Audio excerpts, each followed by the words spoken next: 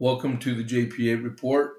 This is James Pierce with a 2026 election interview with the Harker Heights Mayor, Mayor Blomquist. Thank you all very much for tuning in. As we get started, don't forget, click that follow button to be a follower of the podcast and give us a like. And then at the end of the podcast, share it out, help the mayor out for his re-election bid. All right. Welcome, Mr. Mayor. Welcome. All right. And hope you like the studio. Yeah. All right. So tell us a little bit about yourself. Well, my name is Michael Blomquist. I'm the current mayor of Harker Heights, as you stated. I grew up in Texas for most of my life. I grew up in Houston, Texas. I entered the Army from Houston, Texas as an enlisted trooper. I joined the Army back. I signed up in '85 a while back. Actually went to the basic in AIT in '86. Attended, I was a 19 Delta Cav Scout with Fort Bragg at the 82nd Airborne Division. And while I was there, I got accepted to go to the prep school at Fort Monmouth, New Jersey. That's cool. So it's kind of the scenic route, the way I became a commissioned officer. But while I was at Monmouth, I completed my time with the prep school and was accepted into the class of 1992 at United States Military Academy. So from there, I got commissioned as a second lieutenant, as a pilot. Came back to Fort Rucker, Alabama, learned how to fly Hueys and Blackhawks.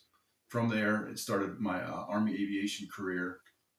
My first duty station was Fort Drum, New York. And at Fort Drum, I served in aviation for about half of my time, about 10 years. And then I transitioned once I became branch qualified after I commanded over in Korea. And I was a maintenance manager, maintenance test pilot for Blackhawks. So I flew a lot, was a pilot in command, flying Blackhawks primarily for maintenance certifications. We would do phase maintenance, put them back together. You get to go out and make sure it's good before you release it back to the troops. But from coming back from Korea, I was assigned to Fort Hood here. And I went to 615th Aviation Support Battalion. And from there, I was a production control officer. And I was already on orders to come to the CAV when I got assessed to Acquisition Corps, but I had to serve 2 years in that position. So I served 2 years with the CAV, and then it just so happened that I was picked up for Army Acquisition Corps with Operational Test Command, which is right across the airfield. So it was a very convenient move for me. I didn't have to move per se, other than across the airfield for my new job as a test officer. And I served as a test officer here for 2 years before completing my time as a test officer. And I went back to Fort Rucker, where I was the C4I branch chief. For those that don't know what C4I is, all the command and control, communications, intel. For Army aviation, it entailed trying to put, for those who are military know what the jitters was, but it was a box basically with all the different waveforms for communications in this box, and they were trying to put it into an Army aviation platform. So that's kind of in a nutshell, it was a very difficult task, because when you're trying to put ground systems in Army aviation assets, it doesn't always fit. It's like the square peg in the round hole, and it all takes space, weight, and power on your aircraft. So you're trying to balance that and make it work. So it was a very challenging job there as the director of combat development. So I got to work with a lot of intel folks. I got to work with Fort Gordon, Huachuca, different testing organizations that were trying to make this all work, all the different waveforms in the aircraft. And then from that position, I went up to Redstone Arsenal. Not a lot of people know that Redstone Arsenal is probably one of the best kept secrets in the Army, because at the time, there was only about 200 green suiters there. It was primarily a lot of NASA folks, FBI folks. They had a lot of ordnance stuff there.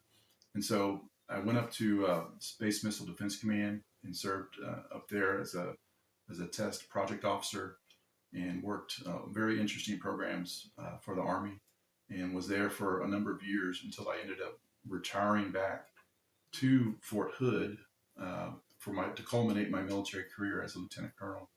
And you know, I was I was debating whether to stay in or not at the time, but you know, with the military and the administration, the current administration at the time, it wasn't uh, a guaranteed for me to get picked up for promotion. I got picked up for the alternate command list twice, but I never got offered a billet for it. So you know, you've been in the military, so you kind of know it's when if you come down on orders, they you either go to that location. If you decline the orders, they make you get out much quicker. So I decided, look, let's go ahead and punch out on my own time. So I was able to transition out on a much leisurely pace, and then I picked to come back to the house here I had in Harker Heights. You know, I didn't know that I was ever going to get involved in politics at the time then, but you know, it was a beautiful house. It's on the lake there, Stillhouse Lake. I remember many an afternoon coming home from work, going to walk down to the lake and go fishing. So it was really nice. I just enjoyed that so much. And so when I retired from the military, I came back and settled into Harker Heights. And I didn't know exactly what I wanted to do. You know, I could have tried to have gone into the same area that I was working in with the military, but again, as I mentioned, the current administration wasn't as uh, I guess favorable on funding those type of activities.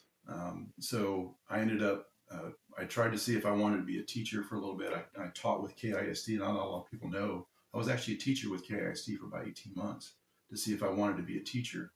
And, you know, interestingly, I tried to stay in subjects that I could stay ahead of the kids. So it was primarily geometry and chemistry because I was pretty good in the math sciences. And I really especially enjoyed geometry because those were one of those subjects that, you know, when you teach somebody something associated with geometry, it's something they carry with them for the rest of their life. And people use it all the time without even thinking about it. You know, Right. you're driving around in your car, you're using geometry when you come up to an intersection. You see vehicles traveling, you know, left and right. You're trying to figure out, hey, do I have enough time to pull out in front of them? But those are the kind of things I enjoyed. But being that uh, kids are a little bit different nowadays. When I was a kid, I just decided that they really wanted me to stay on and start full time as a full time teacher. But I decided to go a different path at that point. I ended up kind of apprenticing with a local jeweler, and it was kind of a hobby for me. It was just I wanted to do something that was interesting, uh, something that was fun. You know, because if you're doing something as a job that's fun, it makes it so much better. You know, if you enjoy what you're doing. And so I started down the path of becoming a jeweler. And I ended up getting, it's basically a graduate degree with the Gemological Institute of America.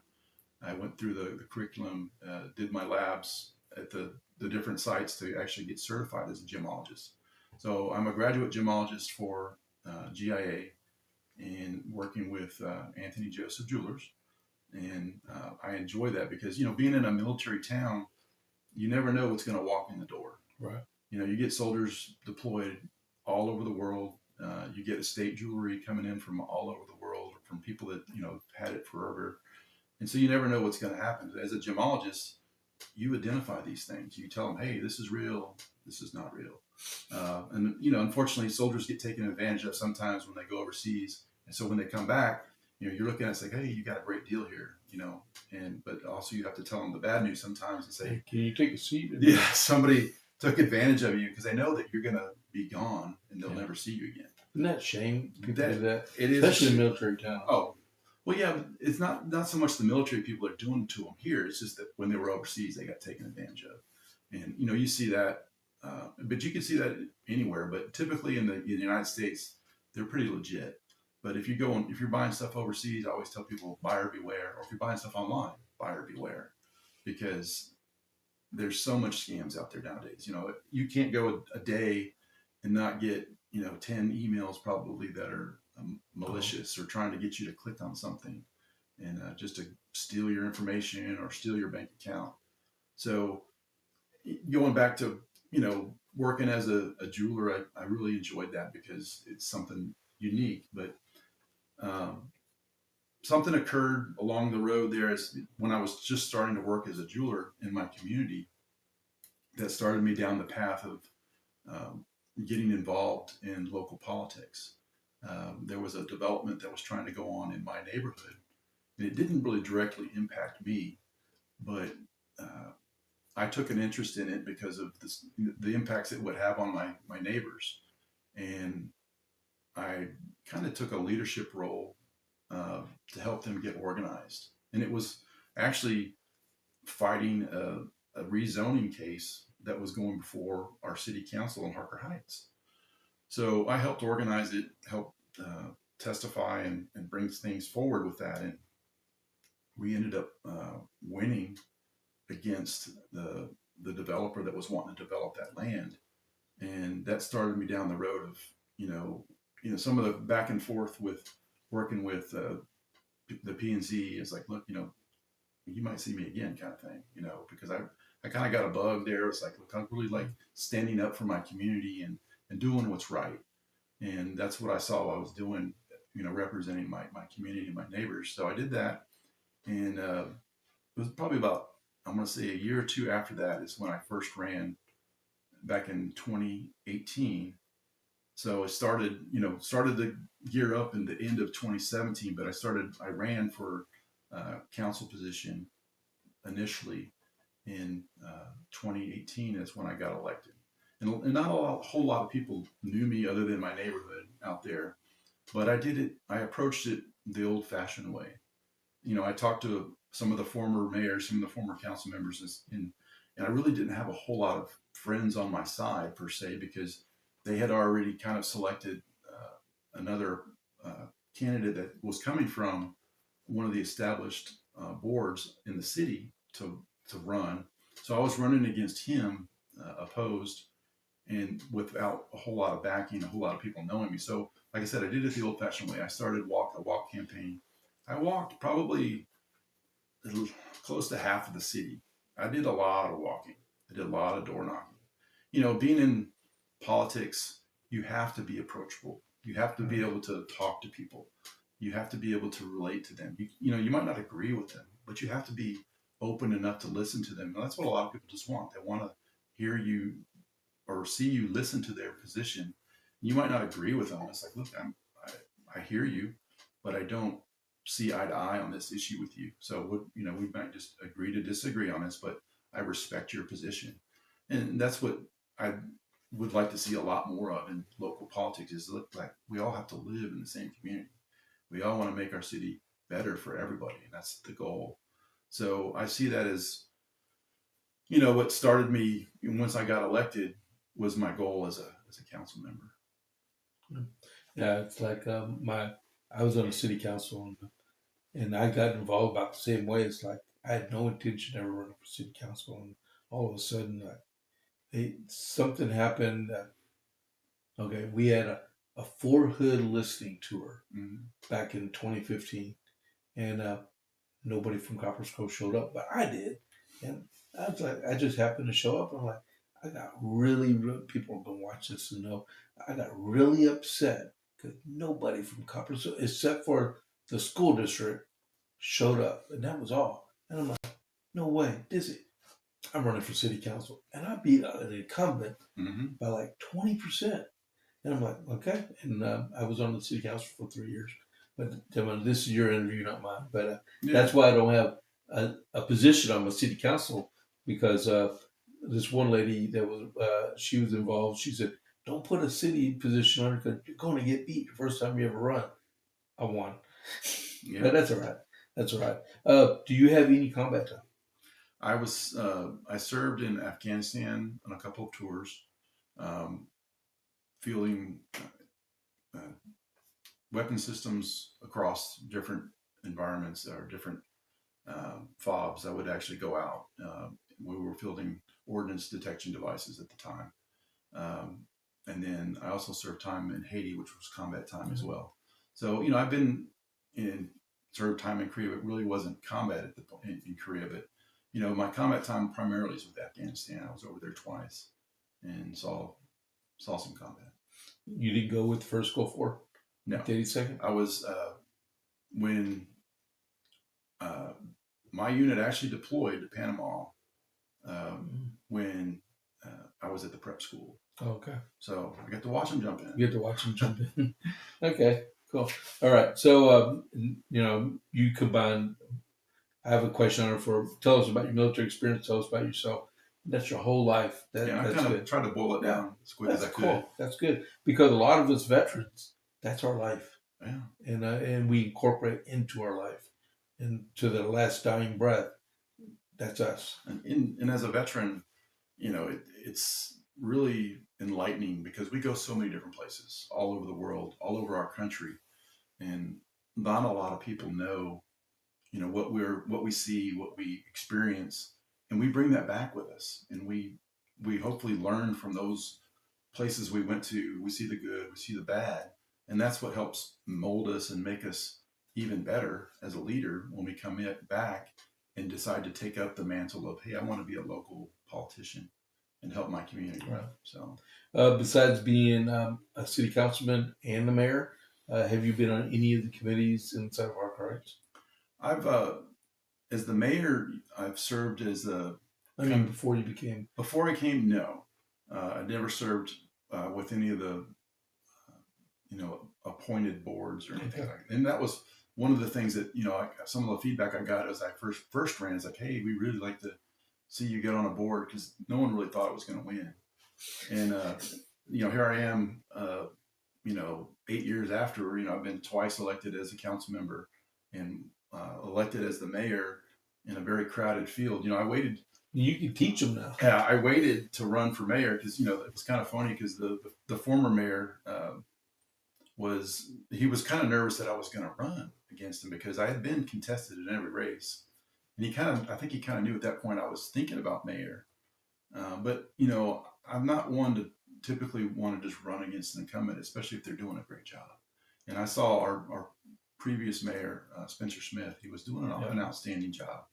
He's a Marine. He's a former pilot as well.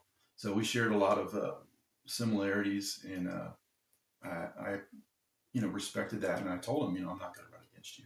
So I waited until his time was up. So that kind of put me in a box, because when I decided to run, I had to resign my last year as a council member. So it was like either you get elected or you're out, kind of thing. Right. So that's, and I took that risk because I felt it was important that, we bring solid leadership and keep it at the mayor's position. And I saw that I could do that. And, I've done an outstanding job as mayor. I'm sure you're probably going to ask some questions along those lines. Oh, yeah. The next one, what are the duties of mayor? The mayor is, he's kind of the ambassador for the city. He's the face of the city. I go out and interface with other local municipalities, other entities like Fort Hood. I represent the city on behalf and bring that information back. I'll present things to the council. I chair the council. I run the council meetings. So all of the council members, we make sure we have quorums met so we can get the presentation from the city staff so they can make informed decisions. But as the mayor, it's important to know that the mayor does not vote. Right. The only time the mayor ever votes, and it's like this in most cities, is if there's a tie.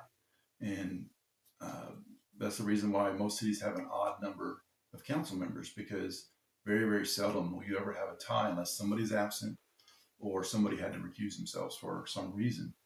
So in some cases, that's why I go back to the mayor needs to make sure that when you're working a meeting, you have to have certain decisions can be just a simple majority.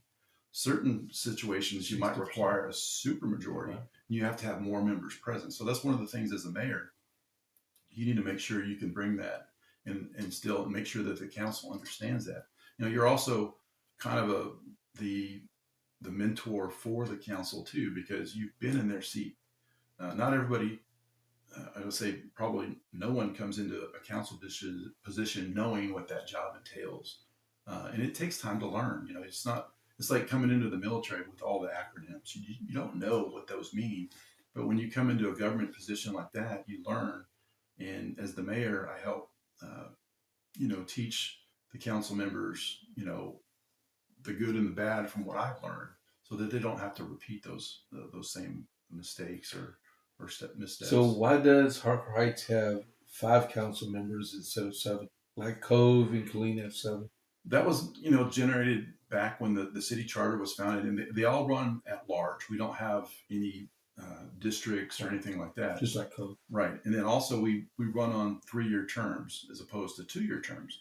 And that changes, from some of the sister cities around us, they'll have a 2-year term, which means if they're running at large, they're not required to win by a 50% plus 1. It can just be the majority of the vote in those at large positions. So that's why you see a lot of elections like, well, they only won with X number of votes, but that's because they're not required to have that 50% plus 1. So, in our city, we are required to meet that standard. So if you're running just against one person, obviously somebody's going to get 50 plus 1. But if it's a crowded race, kind of like when I was elected as mayor, it was a very crowded race. There was 4 other people running against me. So it was 5 of us total in the race. And I can't tell you how many, I don't think there was anybody that said that, hey, Michael, you're going to win outright. No, everybody told me, hey, Michael, you're going to have a runoff. Get ready for a runoff. Save your money. And I was like, I've always been one of those type A persons, being an aviator. It's like, look, I'm going to go for winning. I don't want to, have to run again, because it takes a lot out of you running a campaign and all the effort you put into it. And, not a lot of people know, as a mayor or as a council member, at least in Harker Heights, you don't do it for the money. You do it because you care about your community. You really have to care about your community to do a job like that, because it's not a job you're doing for monetary gain.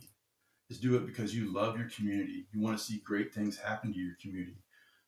My legacy, I want to be able to say, these are the things that I've done and helped accomplish for our city that are going to live on well after me, well after I'm gone, not the mayor, because that's my legacy. Then I've made my city better for all the people that follow, and I want to be able to do that. So what are your views on economic development for Harker Heights?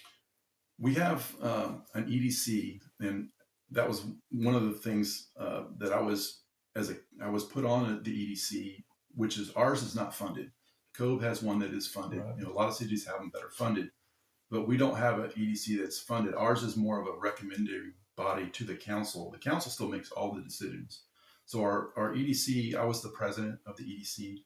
So, we had experienced individuals on the EDC that would, when we brainstorm ideas for, where we want to look at development, where we want to do maybe a 380 agreement to incentivize some sort of development, because we don't have money that's funded in the EDC that's going to go out and say, hey, we're going to give you this money to bring your business here and develop it and help build stuff. We did bring stuff to the council to improve infrastructure that would incentivize development for certain businesses to come in. So it makes it, they're not having to come out of pocket to do that. But that was more it's the council making those decisions. It's not the EDC that's doing it. The EDC can say, hey, this is a great idea. But we also did a study to look at what are potential businesses that would be conducive to bringing into Harker Heights. We have a lot of medical, and we're blessed with that, because that's great skill set to have in your community, with the hospital, all kinds of professional medical clinics and operations that can help your community, and also bring other people in from Central Texas and surrounding areas to your community. Anything you can do with EDC in helping bring either businesses or professional organizations into your community that make you a target for not only your citizens, but for external folks coming in is a win, because it becomes a symbiotic thing where, I'm going to go see this building X to do this business, but all these other businesses around it, hey, I might like those too. So that's what you want to try to do with an economic development. We work with the chamber directly as the council, so they bring and market different things. We have different festivals in our community, Food, Wine, and Brew Fest. One of the big ones we have, the tacos and tequila. Different things that fun events for our community to bring us together. I know Cove has their Rabbit Fest. There's all kinds of, every community tries to get this niche. Hey, we have this kind of festival that we do it once a year. We market that, and we want to be successful with that because it makes you, a fun event for that time of year. We have a Frost Fest, for Christmas time. There's all kinds of neat things that you can do and incentivize. The EDC plays a little bit in some of that, but it's more working with the chamber, with your parks, in the city. Yeah, we have Spring Fest in 2 weeks. Okay. Yeah, right. It's our trailer park fest. All right. Yeah, not trailer park, but food truck fest. Okay. There we go. So, what specifically needs to be changed in the current budget and development plan? For our current budget, one of our biggest challenges has been the 100% disabled veterans tax exemption. That has been a huge burden, and it's grown over time immensely in our community. And when I got on the council, that was a problem. It was growing every year, and former councils and former mayors had worked on trying to get the state to help reimburse the affected communities, and the way they wrote the law, sadly, it excluded Harker Heights. It excluded, I think Nolanville was also excluded, but there's other communities that are excluded that are highly impacted by all of the veterans, the disabled veterans that are living within their communities. And I have nothing against disabled veterans. I'm a disabled veteran.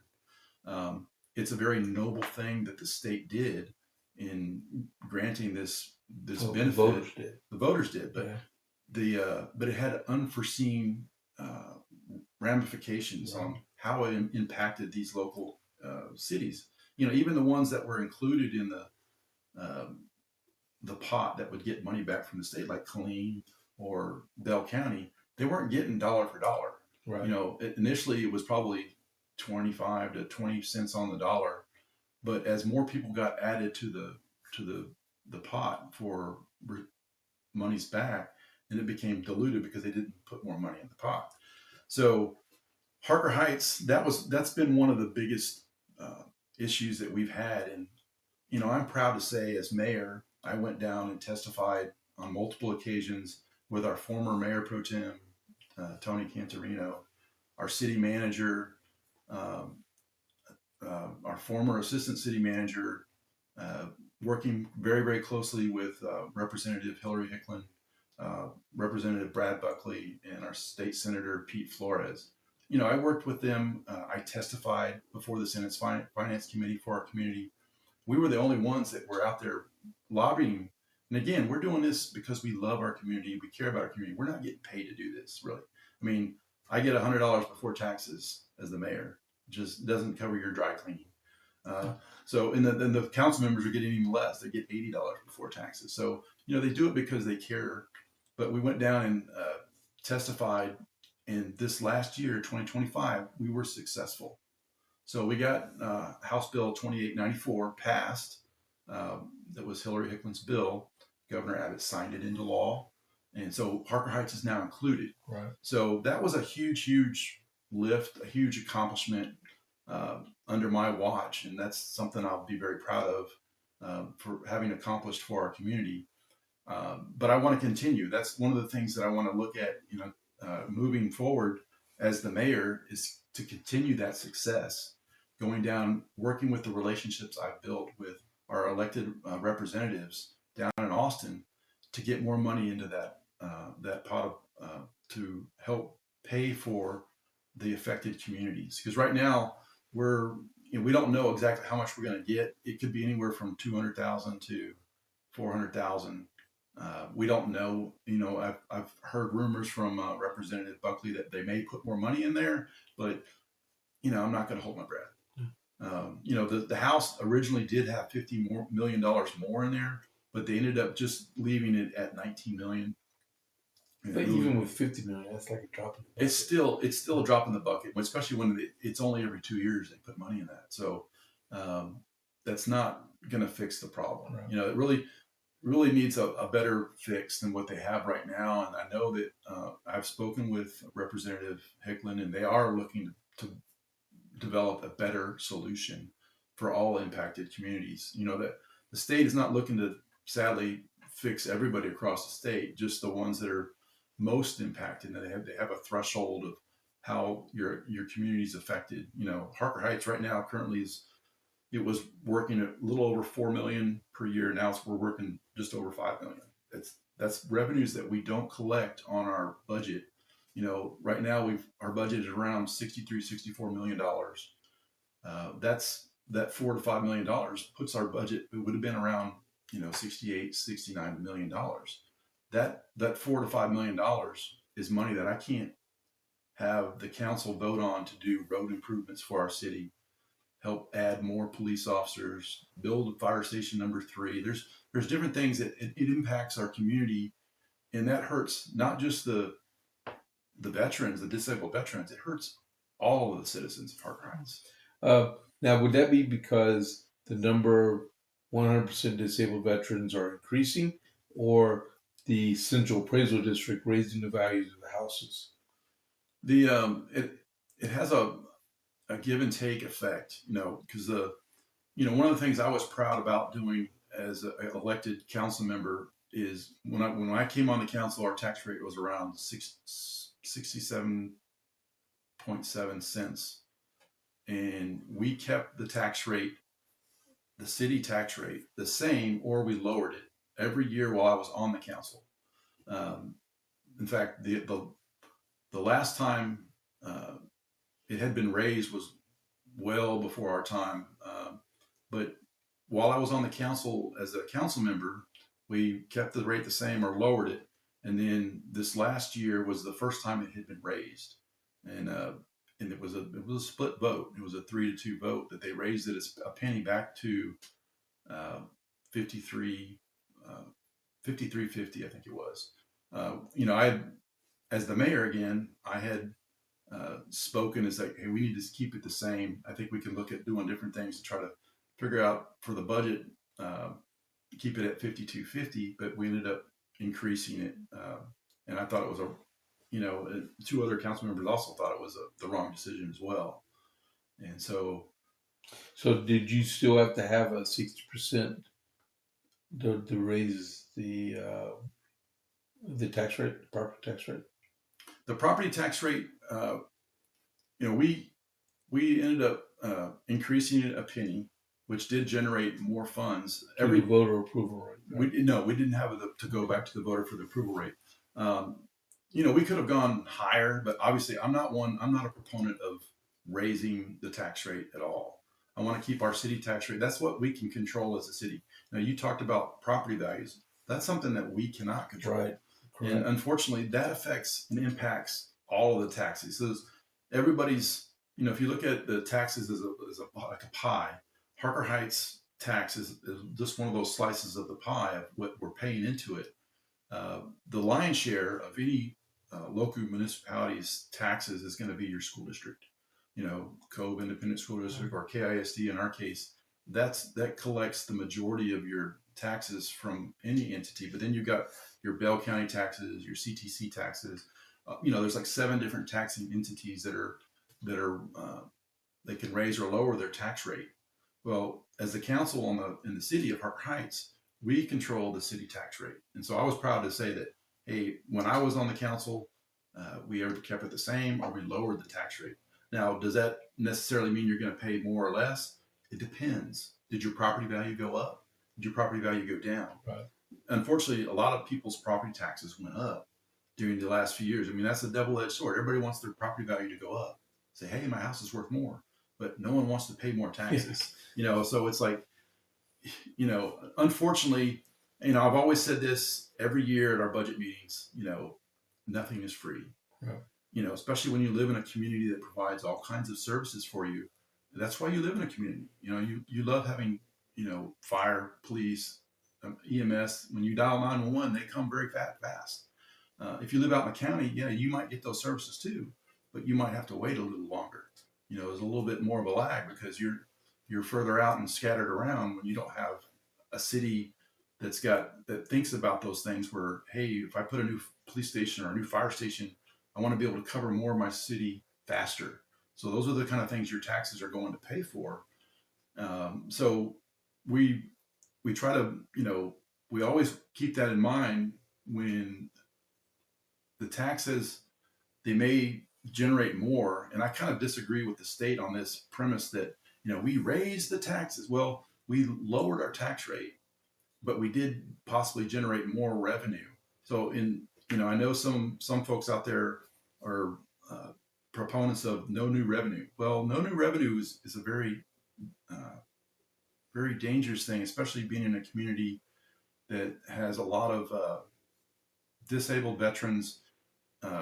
We have new ones added onto the rolls, all the time. So when you have new houses being built, if 6 of the new houses that are of 10 are being built and are moved in by disabled veterans, where we're not getting the taxation values to help provide those services for our community, then it puts us into a crunch where we have to become very, very lean on how we function as a city. We have to figure out how are we going to fix these roads. We just had a survey done across our city where they identified it was an independent survey that we had $80 million of roads that need repaired. If we had a magic wand, $80 million, we could fix all our roads.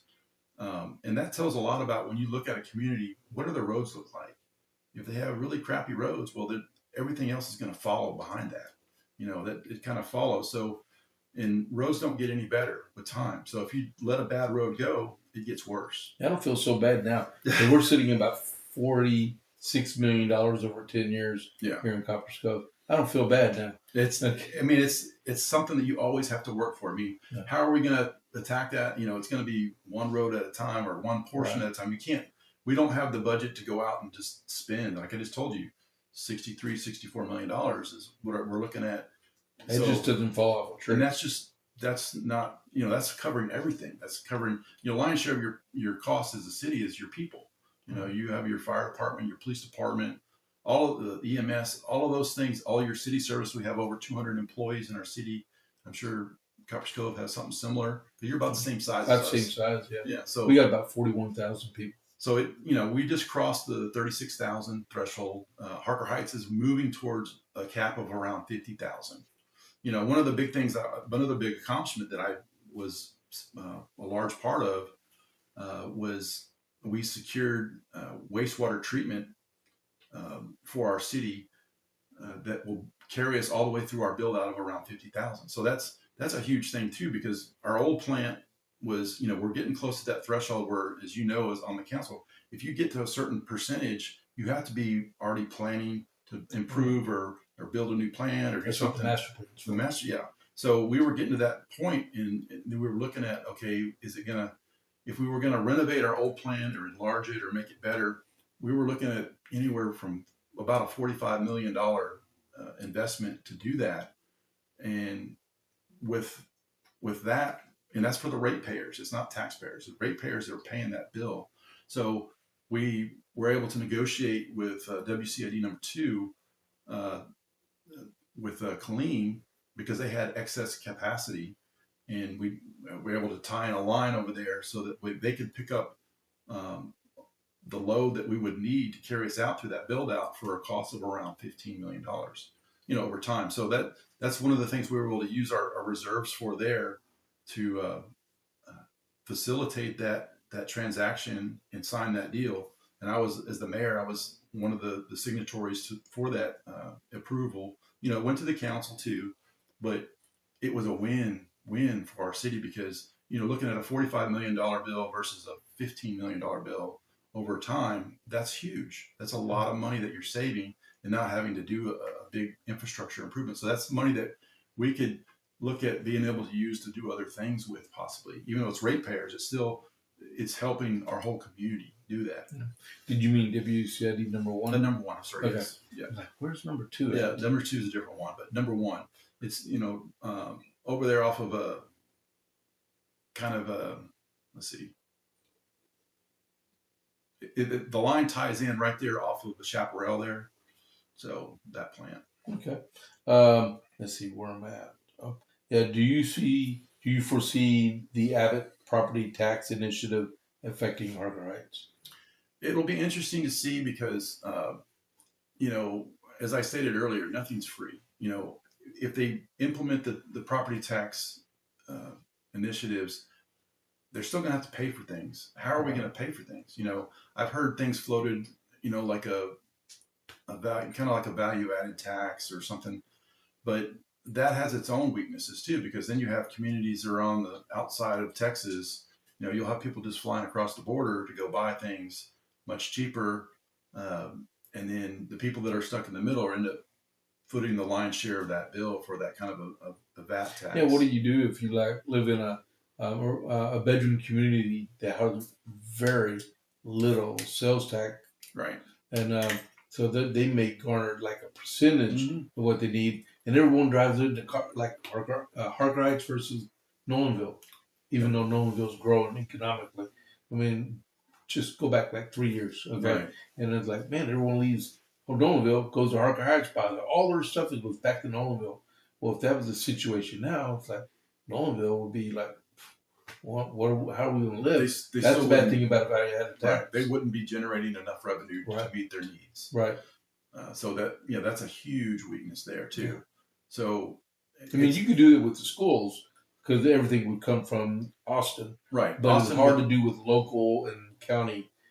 You have to function. They're blessed with especially now with the prices of oil right now, they're raking it in right now. Yeah.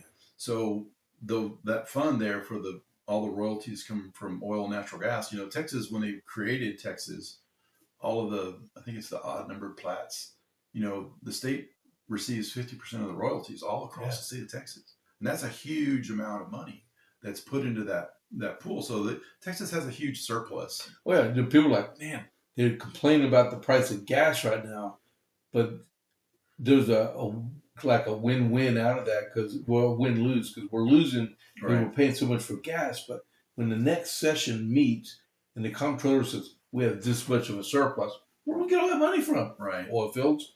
I wish look at how the Texas legislature puts their priorities on spending money.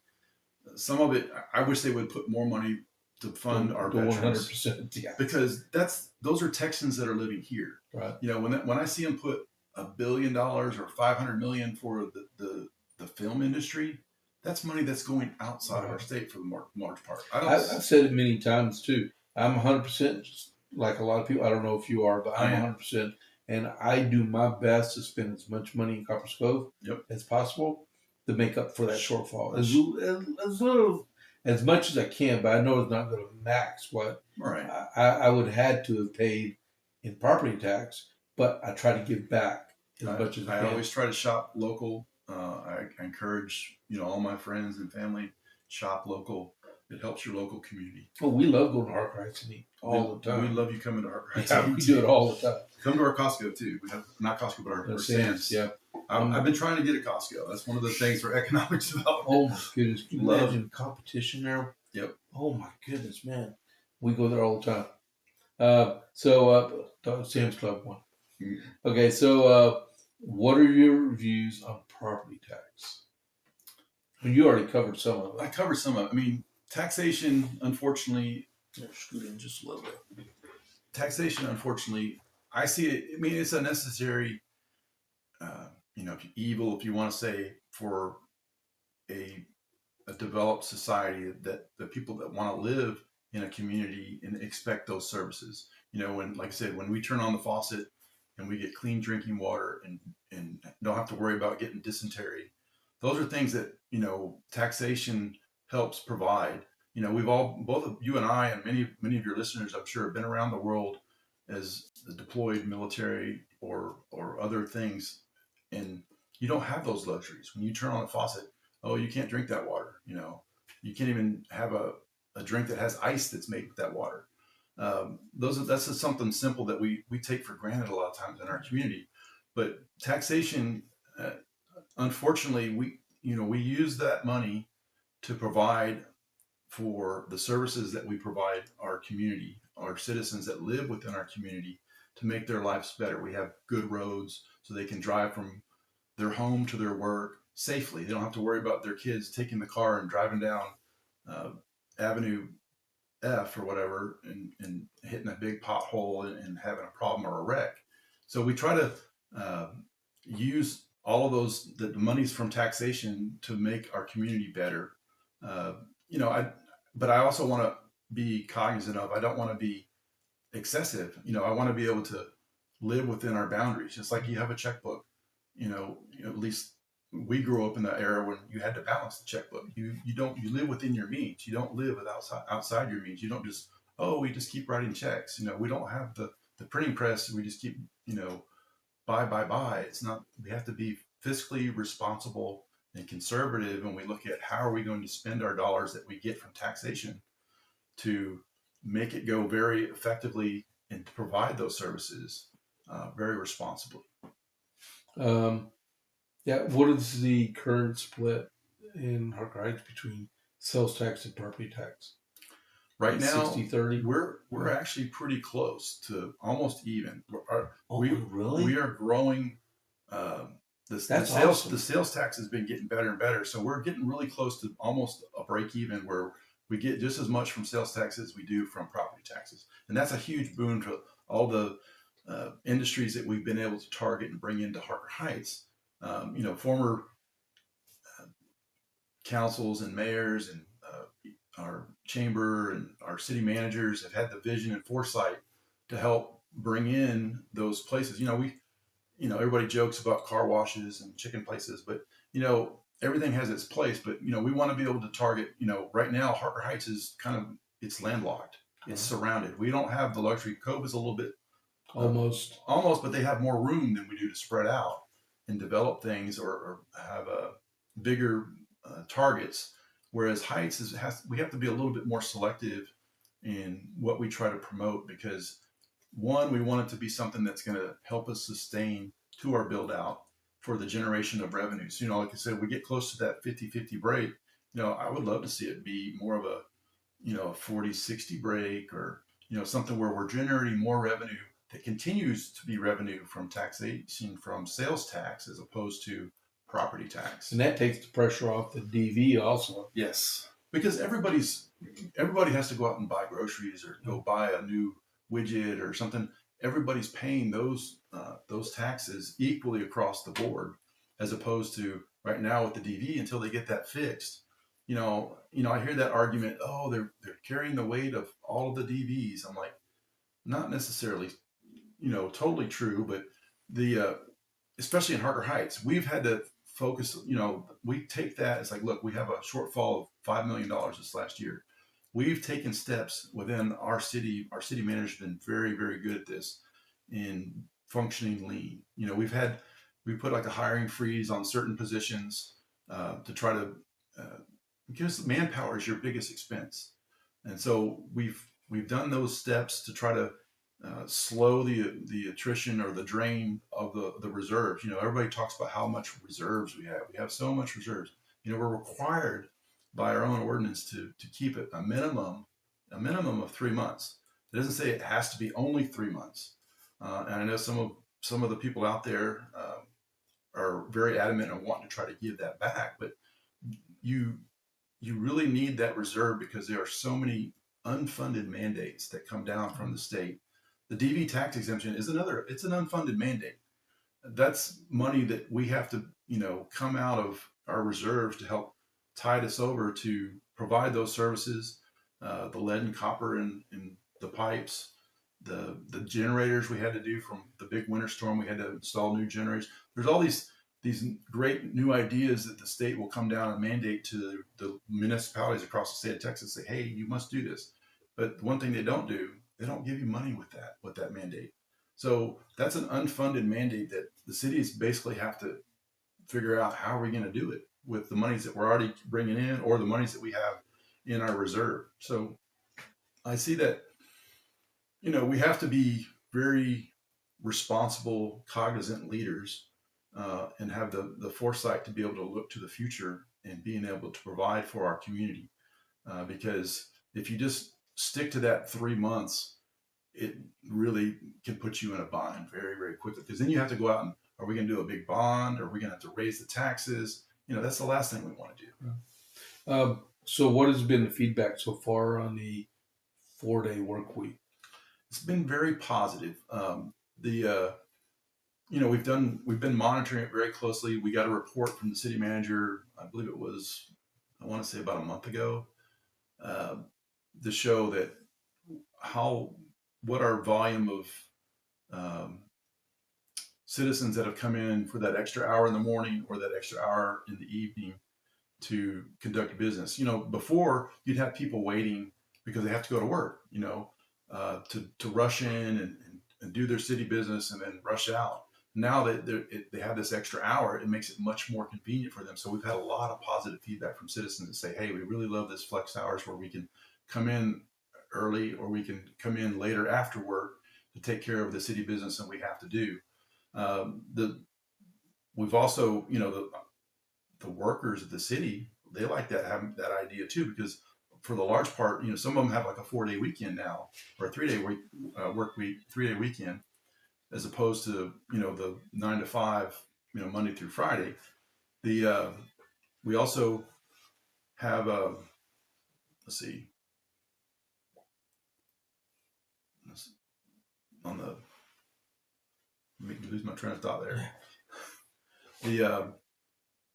I would say we haven't had any huge negativity for it. Some people say, well, I want to come in and do my permits or something on That was going to ask you on about that. Friday. What would you do in that case? But the permits are all done online, so you could do it, sitting at your kitchen table, eating a bowl of cereal on the weekend to fill out permits. So and our code guys are very receptive. So hey, if you have to have an inspection on Friday, they will work with you. They will come in on Friday to do that. And a lot of times they do the visual inspections now, so they can actually do it online rather than have to come in physically. Really? Yeah, they started doing that. So we've worked with the workarounds on some of the problems that we may receive. We obviously have some public works and some obviously fire, police, emergency. They work 24/7. They're always on call, always on duty, and we have emergency response crews ready to go in the event of something that occurs.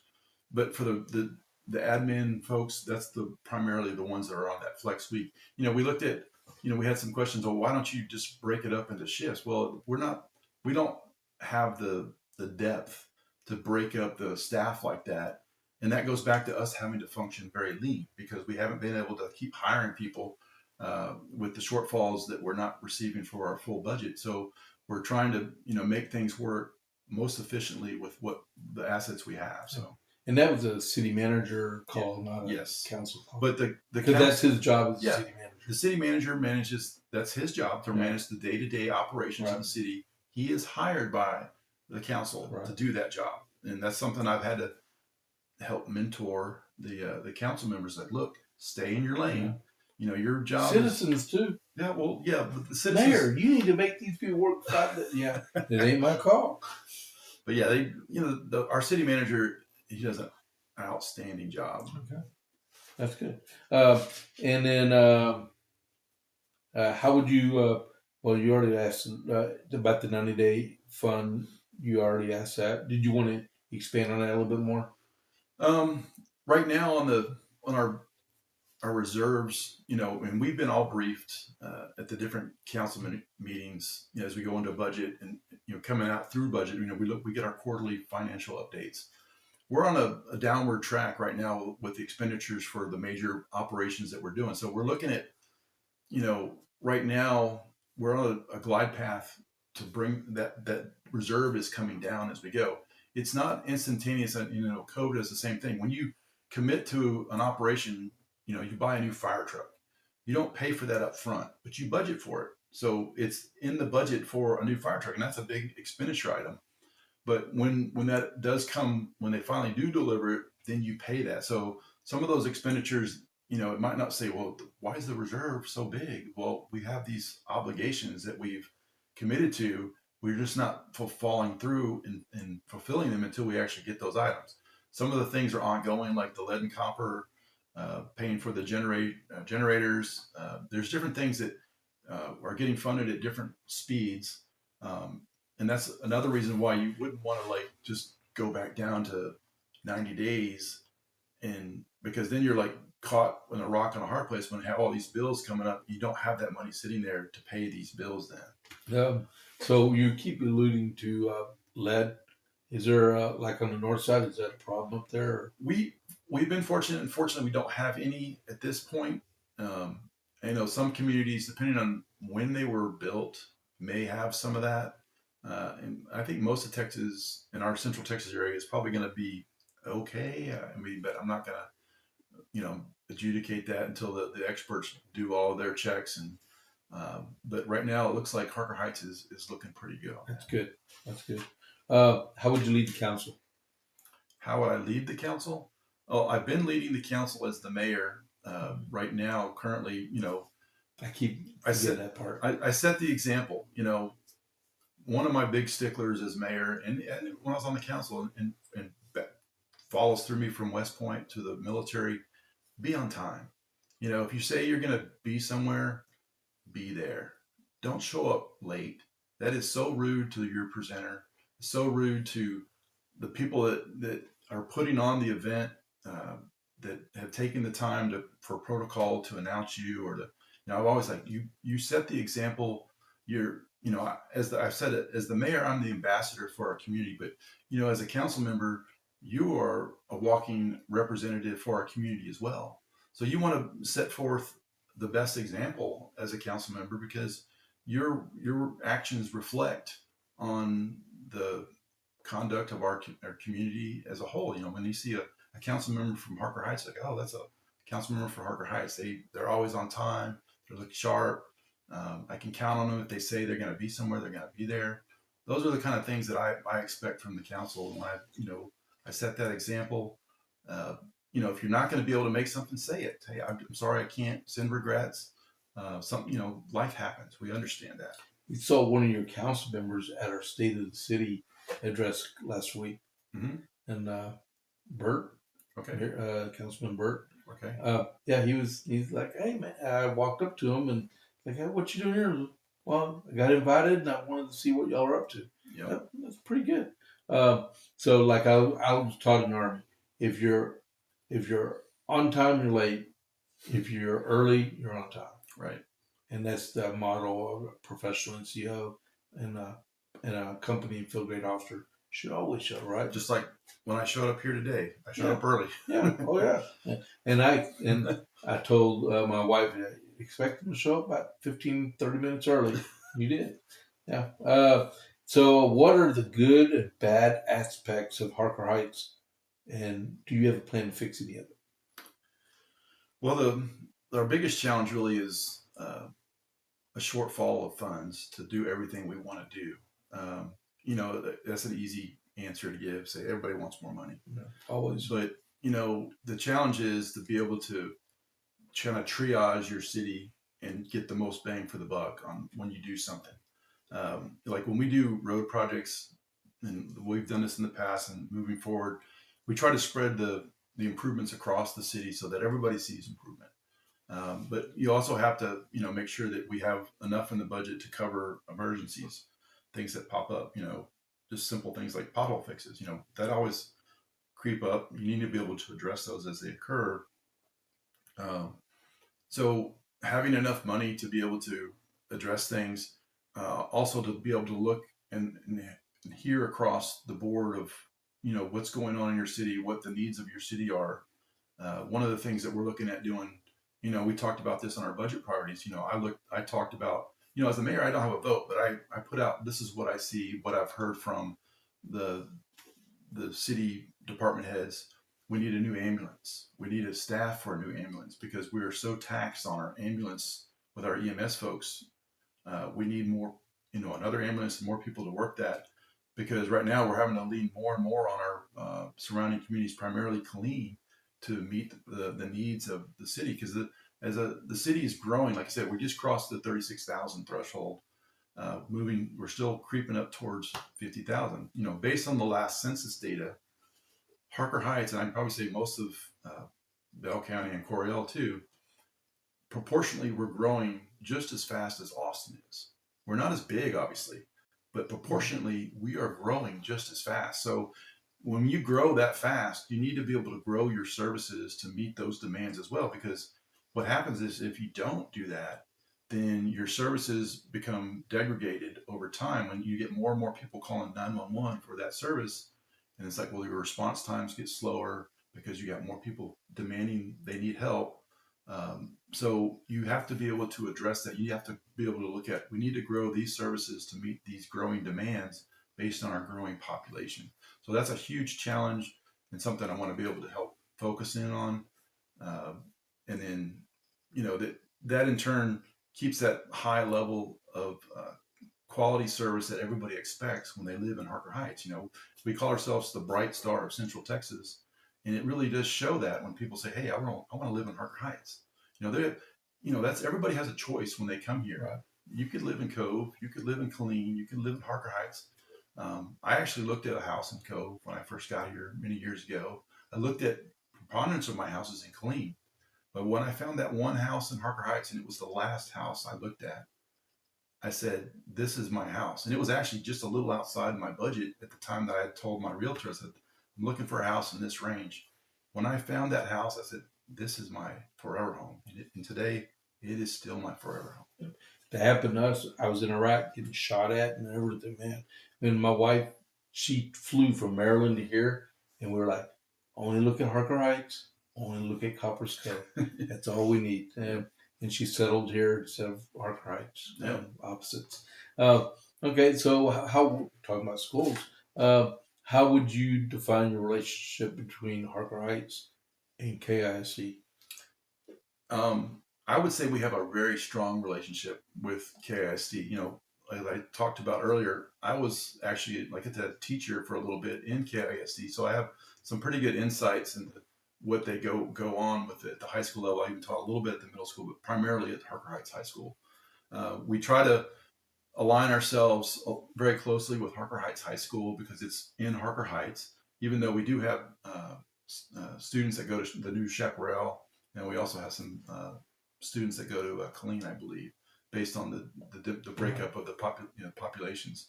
But we have a very close relationship with our middle schools and elementary schools. We have different programs from Blue Santa where we give out bicycles to kids. And I've been part of that every year. That's a really fun thing to do as mayor, is go out and give brand new bicycles to kids. Our fire department does a toy drive where they come through and get toys for kids. That's a really fun event.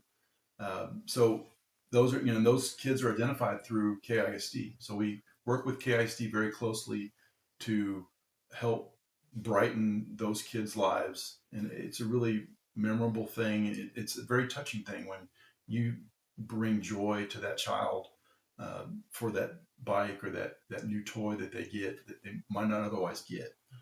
So we work with the schools, and we partner with them as we go out to their different events, their different fairs. We provide like monster trucks and stuff like that. Those are fun things. And everybody loves fire trucks, and the police vehicles too. They love blasting the horns and stuff like that. But we have a very close relationship with KISD, and I'd look to continue that as mayor. Is Chaparral High School in Heights? Is it in Killeen? It's in Killeen. It's in Killeen. Part of Chaparral, and that's one of our road projects that we're working in.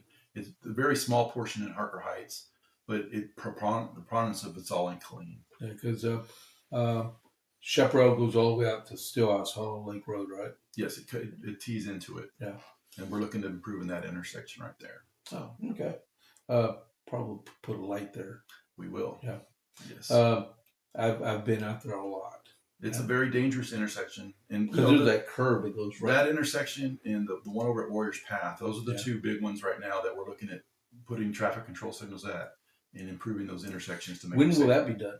The Warriors Path one will be done first. Obviously, it's they're in the process of finishing up the last overlays of that road for the phase they're currently working on, and then they're going to work on the far north side over there between Nolanville and Heights up there. But it's almost, they've been telling me, early 2026. Here it is, early 2026. Yeah. So it should be imminently completed. Never place bets on road construction. Yes. You're probably. But, and one of the big things as mayor, we were very successful in negotiating with TxDOT and getting federal state matching grant money is the 80-20 split. So we leveraged our 20% with 80% from state and federal dollars to get those projects done, and that's a huge boon to our city because, as you know, roads are not cheap. That's correct. Well, I didn't even realize that was being done over on Warrior Path, Mm-hmm. and we had a dinner over a friend of ours' house that lives off of Warriors Pass, and and I was driving down. I don't know where I'm driving, and our GPS says no, turn on Indian Trail. I'm like, no, why am I going to turn on Indian Trail? You have to go around it. And then I saw all the traffic cones in front of me. I'm like, that's why. Turn left now. Yes. Yeah. Oh yeah. Uh, so, what is your view on the 100% veterans homestead exemption? You've pounded that in the dirt, but I mean, I want to see it, see them fund it. I would love to see the state fully fund it because, really, the state did a very noble thing in presenting this and getting it voted for and getting it approved for veterans, but they didn't think it through all the way how it would impact communities like Harker Heights. Even Killeen is drastically impacted by it too. The but Cove is affected to it. Cove is in the pot right now. yeah, But it's they need to put money in it because I don't know what the amount Cove is affected, but it's probably in the millions of it dollars. is. So if that was fully funded, those millions of dollars could be very well used, I'm sure, by Cove to fix roads or do other things. You said yours is closer to 40 million. Yeah. A road, depending on how long or big it is, $3 or $4 million could maybe address that one road. But without those funds, those roads get worse over time. And we resorted to a street utility maintenance We currently for $10 yeah, a house. we currently do not have that in Heights, but that's something that the council's going to have to talk about because I am not a proponent of raising the tax rate at all, especially when it doesn't have everybody paying equally and fairly into it. I would be more in support of something like what Cove has done to look at how can we raise monies to address those needs without raising the city tax rate that would disproportionately affect those that are paying that. So On the north side of town, it's quite a bit older than the south part of town. mm-hmm. Is there any? I don't know a whole lot about y'all's master plan of what y'all got. How is the future of the north side of Harker Heights look? One of our biggest initiatives this last year was the revitalization of Kern Park, which is on the north side. It's our first major park initiative. We did some minor playground stuff on Carl 11, but Kern Park is getting a full makeover. It's getting a splash pad. We don't have one of those currently, Nice. so that's going to be so popular for the kids. A new walking all the way around the park, so people can walk on the pathway. Updated community garden there. The Vision 21 class from the Harker Heights Chamber Vision class is doing a pollinator garden there. So it's going to make it and they can do some new tables and picnic areas. So it's going to be really revitalized. So that on the north side is going to be like the new crown jewel of Harker Heights parks. It'll be, everybody want to come check it out and have a good time there. We do currently have like popsicle in the park events, different police or fire events there for the community. We're also looking at on the north side, looking at revitalization along Veterans Memorial Boulevard, because there's a lot of areas that have been kind of run down with older businesses that, but the challenge is for, it's not really the city that controls it, the people that own those buildings. Right. You have to educate them as like, look, we want to try to improve this area, bring new things in there that will help your community, help our city for the long haul, because there's some spots there that maybe they have to tear it down and rebuild, maybe they just have to renovate it or remodel it, but there's areas along the north side that are very I would call it low-hanging fruit if we could get people to buy in to those ideas. And that's where we've talked about in economic development 380 agreements or incentives for development to occur in those areas. Has anything moved into the old East Center? Not yet. Not yet. They're still, and that's target we've talked about. It's a big building. That's a huge building. And possibly that could be, a target for something bigger to come in if they wanted to totally tear it down and rebuild it in their own image and try to make something big that would, bring jobs or bring something. Well, the Edelweiss is right next to it, so you want to be careful with that one. We don't want to mess with the German place, No. But they have great food there. So, But yes, we have there's different ideas out there, and we're optimistic that we're going to get something in there that would help our community. Okay. So last question is, why do you want to be reelected? I want to continue on the accomplishments that I have made in my first term. I talked about the veterans tax exemption, getting House Bill 2894 across the finish line. I want to see that funded. And so I want to work very closely with our elected representatives, and I've already spoken with Representative Hickland and Senator Pete Flores on continuing that. I look to be down in Austin lobbying and testifying on behalf of our city to make sure we get that funding. I'm very proud to have worked with Judge Blackburn on House Bill 2626 for the Central Texas Water Alliance. Okay. I was a signatory for that, one of the first ones. I wrote testimony and was also testifying on behalf of our city to join that, and the importance of it. Water is everything. If a community does not have water, it is not going to develop. It's going to die. So we're right now. That's the one shortfall that I want to continue working on, is the needs for Harker Heights water. Right now, it's forecasted we still need around 1,500 acre feet of water towards fulfilling our build out of 50,000 people. So we have a fair amount of water. We get preponderance of our water from Belton, which most people do, but we do have some water rights on Stillhouse, which we haven't really tapped yet. But it's not a whole lot, but it's some. But we need to build on that. And that was one of the reasons why I was a very strong supporter of joining the Central Texas Water Alliance for our community. It's much easier to do stuff as a group, and that's what the goal of this is to bring water to our communities, so that way we can meet our needs, so everybody can continue to grow. And then the final thing I want to work on, continue, the different things across our improvements within our city to continue meeting the high quality of services that our citizens demand. A lot of times they don't realize it, but everybody loves clean water. Everybody loves, when you call 911, you get an immediate response to come out quickly. But I want to leave that as my kind of a legacy, the improvement across the board, because, long after I'm gone as mayor, after my second term, I want people to look back and say, hey, Mayor Blomquist did a great job for our community and making it a much better place for everybody in continuing to call Harker Heights the bright star of Central Texas. Okay. Election day is May 2nd, right? May 2nd. Early voting starts the April 20th, and there's a date. 21st is a break, and then 22nd starts for early voting again, and then May 2nd is election. All right. Cool. Thank you very much. I appreciate it. Give me a second to sign off here. All right. All right.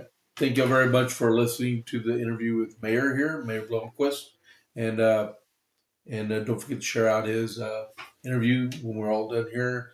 Click the follow button, click the like button, and I hope everybody has a great day and enjoyed the interview. Right? This is James Pierce with the JP8 Report. I'll catch you on the flip side. I'm out. Peace out.